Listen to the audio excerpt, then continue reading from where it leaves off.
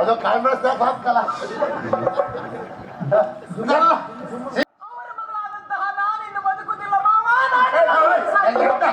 ಹಣ ಹೊರದ ಕೆಲಸ ನಮ್ಗೆ ಹಣ ಹೋಯ್ತೀಗ ಒಂದು ದಿವಸ ಆಯ್ತಾರೆ ಅಂತ. ಹಾಗಲ್ಲಮ್ಮ, ನನ್ನ ಜೀವನದಲ್ಲಿಯೂ ಇಂತಹದ್ದೊಂದು ಘಟನೆ ಎನ್ನುವಂಥದ್ದು ಘಟಿಸಿ ಹೋಗಿದೆ ಹಿಂದೆ. ಹೌದಾ? ಈಗಲ್ಲ 20 ವರ್ಷಗಳ ಹಿಂದೆ ಎಂತ ಆಯ್ತು ಮರ್ರೆ? ನಾನು ಪಟ್ಟವನ್ನು ಏರುವಂತಹ ಹೊತ್ತಿಗೆ, ಪಟ್ಟವನ್ನು ಏರುವಂತಹ ಸಂದರ್ಭ, ಆನುವಂಶೀಯವಾಗಿ ಬಂದಿರುವಂತಹ ಸಿಂಹಾಸನವನ್ನು ಏರುವ ಪೂರ್ವದಲ್ಲಿ ಪಟ್ಟ ಮಹಿಷಿಯನ್ನು ಕಟ್ಟಿಕೊಳ್ಳಬೇಕು, ಇದು ಕ್ರಮ ಉಂಟು. ಆ ಕ್ರಮದ ಪ್ರಕಾರವಾಗಿ ಶರ್ಮಿಳಾ ಎನ್ನುವವಳನ್ನು ನಾನು ವರಿಸಿದೆ. ಆ ನಂತರದಲ್ಲಿ ನಮ್ಮಿರುವರ ದಾಂಪತ್ಯ ಜೀವನದ ಪ್ರತೀಕವ ಎಂಬಂತೆ ಅವಳು ಗರ್ಭಿಣಿಯಾಗ್ಲಂತೆ. ಆ ಸಂದರ್ಭದಲ್ಲಿ ಅವಳನ್ನು ತೊಟ್ಟಲ ಹೆರಿಗೆ ಎನ್ನುವಂತಹ ಕಾರಣಕ್ಕಾಗಿ ನೇರವಾಗಿ ಅವಳ ತವರು ಮನೆಗೆ ಕಳುಹಿಸಿಕೊಟ್ಟೆ. ಆದ್ರೆ ಅವಳು ಕೆಲವು ದಿನಗಳ ನಂತರ ಬಂದದ್ದು. ಸುದ್ದಿವಂತ ಮಕ್ಕಳನ್ನು ಹಡೆದಿದ್ದಾಳೆ ಅವಳು ಎನ್ನುವ ಹಾಗೆ. ಅವಳೇ ಮಕ್ಕಳು ಖಂಡಿತ. ಹಾಗೆ ಕೇಳಿದ ಆ ಕ್ಷಣದಲ್ಲಿ ಸಂತೋಷದಿಂದ ಹೋಗಿ ಅವಳನ್ನು ಕರೆದುಕೊಂಡು ಬರಬೇಕು ಎನ್ನುವ ಹಾಗೆ ಹೋದದ್ದು ಹೌದು. ಆ ಸಂದರ್ಭದಲ್ಲಿ ತಿಳಿದದ್ದು ಹೀಗೆ, ಅಲ್ಲಿಯ ಪುರೋಹಿತರಾಡದ್ದು ಅಂದ್ರೆ ಗಂಡಿನ ಎಡ ತೋಳಿನ ಮೇಲೆ, ಹೆಣ್ಣಿನ ಬಲ ಕುತ್ತಿಗೆಯ ಮೇಲೆ ಎಲ್ಲಿ ಮಚ್ಚೆ ಇರ್ತದೋ ಅದು ಅಶುಭದ ಸಂಕೇತ, ಈಗಲೇ ರಾಜ್ಯಕ್ಕೆ ಕರೆದೊಯ್ಯುವಂತಿಲ್ಲ ಎನ್ನುವ ಹಾಗೆ. 6 ತಿಂಗಳ ನಂತರ ಬನ್ನಿ ಎನ್ನುವ ಹಾಗೆ ಹೇಳಿದ್ದು ಹೌದು. ಶಾಂತಿ ಮಾಡ್ಬೇಕು ಅಂತ ಹೇಳಿದ್ರೆ ಆ ಕಾರಣದಿಂದ ಒಂದು ನಾ ಹಿಂದಿರುಗಿ ಬಂದೆ. 6 ತಿಂಗಳವಾದ ಮೇಲೆ ಕರೆದುಕೊಂಡು ಹೋಗಬಹುದು ಎನ್ನುವ ಹಾಗೆ ವರ್ತಮಾನವನ್ನು ಕಳುಹಿಸಿಕೊಟ್ಟರು. ಆದ್ರೆ ರಾಜಕೀಯದ ತಲೆಬಿಸಿಯಲ್ಲಿಯೇ ಇರುವಂತಹ ನನಗೂ ಹೋಗ್ಲಿಕ್ಕೆ ಆಗ್ಲಿಲ್ಲ. ಆದ್ರೆ ನನ್ನ ಭಾವನಾಗಿರುವಂತಹ ಸುದರ್ಶನ ತಾನು ಹೋಗ್ತೇನೆ, ಕರೆದುಕೊಂಡು ಬರ್ತೇನೆ ಅಂತ ಹೇಳ್ದ. ಆ ಸಂದರ್ಭಕ್ಕೆ ಆಯಿತು ಎನ್ನುವ ಹಾಗೆ ಅಪ್ಪಣೆಯನ್ನು ಕೊಟ್ಟು ಕಳುಹಿಸಿದ್ದು ಹೌದು. ಅಲ್ಲಿಗೆ ಹೋಗಿ ಕರೆ ತರುವ ಪೂರ್ವದಲ್ಲಿ ಅವ ಜಾಗೃತನಾಗಿ ಇದ್ದ ಎನ್ನುವಂತಹ ಕಾರಣಕ್ಕಾಗಿ ಕರೆ ತರ್ತಾನೆ ಹೇಗೂ ಎನ್ನುವ ಹಾಗೆ ನಿರೀಕ್ಷೆಯನ್ನಿಟ್ಟುಕೊಂಡವ ನಾನಿದ್ದೆ. ಆದ್ರೆ ಬರುವಾಗ ಅವ ಒಬ್ಬನೇ ಬಂದ. ಏನಾಯ್ತಪ್ಪ ಎನ್ನುವ ಹಾಗೆ ಅವನಲ್ಲಿ ಕೇಳಿದಾಗ ಅವ ಆಡಿರುವಂತಹ ಮಾತು, ನರ್ಮದಾ ನದಿಯ ತೀರಕ್ಕೆ ಬರುವಂತಹ ಹೊತ್ತಿಗೆ ಕತ್ತಲಾಯಿತು, ಅಲ್ಲಿಯೇ ಡೇರೆಯನ್ನು ಬಳಿದು ವಿಶ್ರಾಂತಿಯನ್ನು ಪಡೆಯುವಂತಹ ಹೊತ್ತು ಆಗಂತುಕರ ಆಕ್ರಮಣವಾದ ಕಾರಣ ತೊಟ್ಟಿಲಲ್ಲಿರುವಂತಹ ಮಕ್ಕಳನ್ನು ನದಿಗೆ ಎಸೆದರು ಅವರು, ನಿನ್ನ ಹೆಂಡತಿಯನ್ನು ಅಲ್ಲಿಯೇ ಕೊಕ್ಕಲೆ ಮಾಡಿದರು ಎನ್ನುವ ಹಾಗೆ ಹೇಳಿದ. ಆ ವಾರ್ತೆಯನ್ನು ಕೇಳಿದೆ. ಪ್ರಾಣೋತ್ಕ್ರಮಣ ಸ್ಥಿತಿಯಿಂದ ಅದರಿಂದ ಬಂದಿರುವಂತಹ ಅವನನ್ನು ನೋಡಿದೆ. ಆ ನಂತರದಲ್ಲಿ ಮಡದಿಯನ್ನು ಕಳೆದುಕೊಂಡೆ, ಮಕ್ಕಳನ್ನು ಕಳೆದುಕೊಂಡೆ ಎನ್ನುವ ಭಾವದಲ್ಲಿ ರಾಜ್ಯಭಾರವನ್ನೇ ಮಾಡುತ್ತಿರುವಂತಹ ಹೊತ್ತು, ಆದರೆ ಬಂದಿರುವಂತವರು ವನಪಾಲಕರು. ಆ ವನಪಾಲಕರು ಆಡಿರುವಂತಹ ಮಾತೇನು, ವನ್ಯ ಮೃಗಗಳ ಹಾವಳಿ ಆಗ್ತಾ ಉಂಟು, ಹೇಗಾದ್ರೂ ನಮಗ ಆ ಹಾವಳಿಯಿಂದ ರಕ್ಷಣೆಯನ್ನು ಕೊಡಿ ಎನ್ನುವ ಹಾಗೆ ಹೇಳಿದ್ರು. ಹಾಗೆ ರಾಜನಾದವನಿಗೆ ಅದು ಕರ್ತವ್ಯವೂ ಹೌದು, ವ್ಯಸನಗಳಲ್ಲಿ ಒಂದು ಹೌದಾಗಿರುವಂತದ್ದು ಬೇಟೆ. ಆ ಕಾರಣಕ್ಕಾಗಿ ಬೇಟೆಯಾಡಬೇಕು ಎನ್ನುವ ಹಾಗೆ ಹೊರಟು ನಿಂತೆ. ಭಾವನಾಗಿರುವಂತವ ಸುದರ್ಶನ ಮತ್ತೆ ಬಂದು ಹೇಳಿದ, ಒಬ್ಬರೇ ಹೋಗುವುದು ಸರಿಯಲ್ಲ ಭಾವ, ಒಬ್ಬರಿಗಿಂತ ಇಬ್ಬರು ಲೇಸು ಎನ್ನುವ ಹಾಗೆ ಅರಿತೆ ಅವನನ್ನು ಕರೆದುಕೊಂಡು ಹೋದೆ. ಆದ್ರೆ ಹೋದಂತಹ ಹೊತ್ತಿಗೆ 3 ಸುತ್ತಿನ ಬೇಟೆ ಆಯಿತು. ವಿಶ್ರಾಂತಿ ಪಡೆಯುವ ಹೊತ್ತಿಗೆ ವ್ಯಾಘ್ರವನ್ನು ಕಣ್ಣಿಗೆ ಬಿತ್ತು. ಕಂಡಂತಹ ಸಂದರ್ಭದಲ್ಲಿ ಕೂಡಲೇ ಅದರ ಮೇಲೆ ಬಾಣ ಪ್ರಯೋಗ ಮಾಡಿದ್ದು ಹೌದು. ಆದ್ರೆ ಗಾಯಗೊಂಡಿರುವಂತಹ ವ್ಯಾಘ್ರ ನನ್ನ ಮೇಲೆ ಎರಗುವುದಕ್ಕೆ ಬಂತು.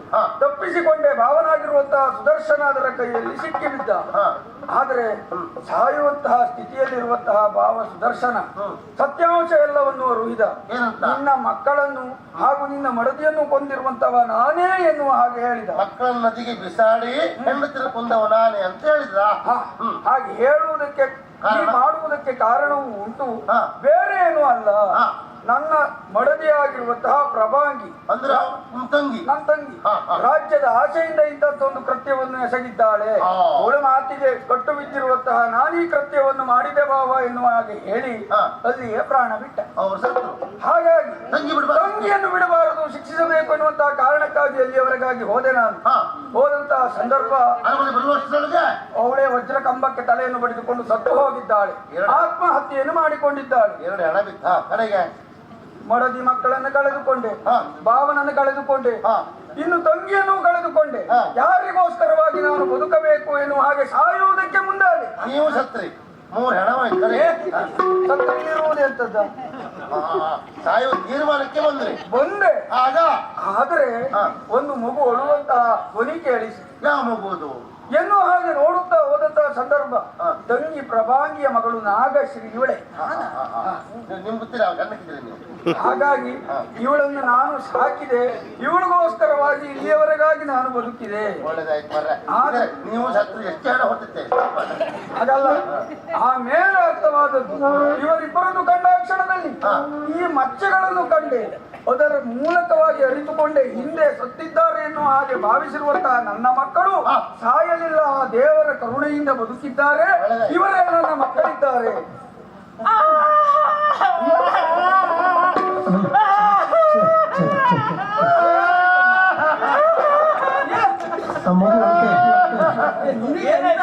ಅಲ್ಲ ಅವ್ರಿಗೆ ಅಂತಿದ್ದು ನಂಗೆ ಗೊತ್ತಾಗ್ಲಿಲ್ಲ.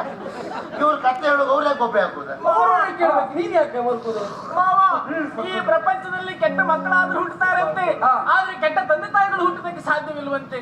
ನನ್ನ ತಂದೆ ತಾಯಿಗಳು ನಿಮ್ಮ ಪಾಲಿಗೆ ಈ ರೀತಿಯಾಗಿ ತೊಂದರೆ ಕಷ್ಟ ಕೊಟ್ಟಿದ್ದಾರೆ ಅಂತ ಆದ್ಮೇಲೆ ಅವರ ಮಗಳಾದಂತಹ ನಾನು ಇನ್ನು ಬದುಕುದಿಲ್ಲ ಮಾವ. ಬರೀ ಹಣ ಹೊರದೆ ಕೆಲಸ ನಮ್ಗೆ. ಎಷ್ಟು ಹಣ ಹೋಯ್ತೀಗ ಮತ್ತೆ ನೀವು ಸಾಯ್ತಾರೆ ಅಂತ.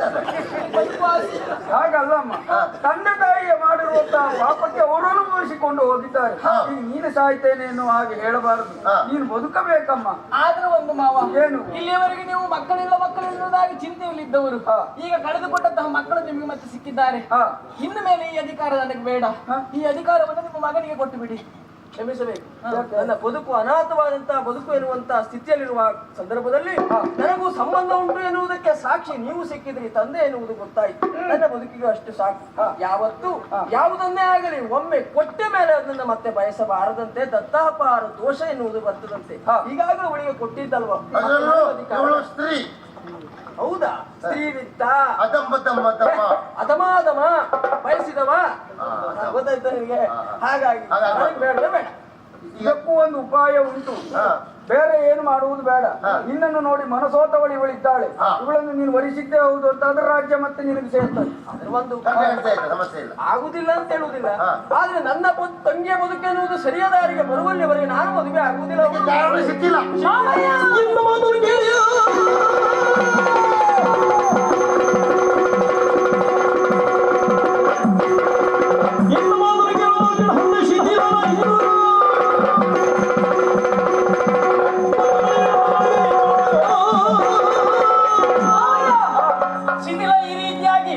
ನಮಗೆ ಅನ್ಯಾಯ ಮಾಡಿದ್ದಾರೆ ಅಂತಾದ್ರೆ ಚಿಂತಿಸುವಂತಹ ಅವಶ್ಯಕತೆ ಇಲ್ಲ. ನನಗೊಂದು ಅನುಮತಿ ಕೊಡಿ, ಶಿಥಿಲನ ಹೆಣಮುರಿ ಕಟ್ಟಿ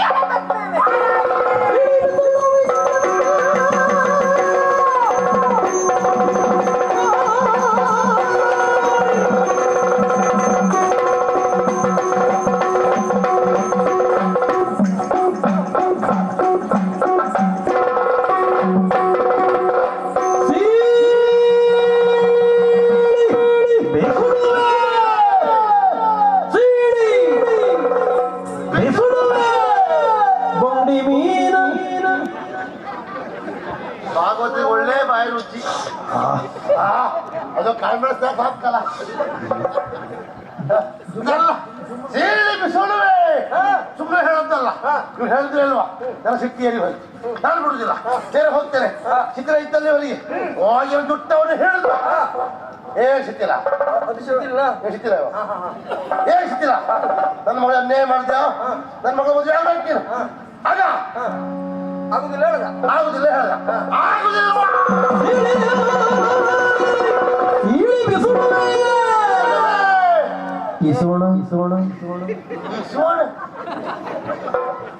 ಭಯಂಕರ ರುಚಿನೋಡ ಬಾಯಿ ಅದಲ್ಲ.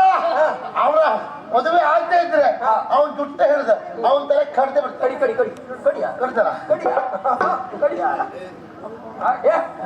ಮುಂದಾದ್ರೆ ವಿಚಾರ ಮಾಡ್ಬೇಕು. ಒಂದ್ ವೇಳೆ ನೀನು ಶಿಥಿಲನ್ನ ಕೊಂದೆ ಅಂತ ಆದ್ರೆ ನಿನ್ನ ಮಗಳಿಗೆ ಏನಾಗ್ತಾಳೆ? ಹೌದು ಮರ ಮದುವೆ ಆದ್ರೆ ನೋಡಿಲ್ಲ ಅವ್ ಸತ್ರ ಅಲ್ವಾ? ಶಾಂತಂ ಪಾಪ ಹಾಗಾಗ್ಬೇಡ.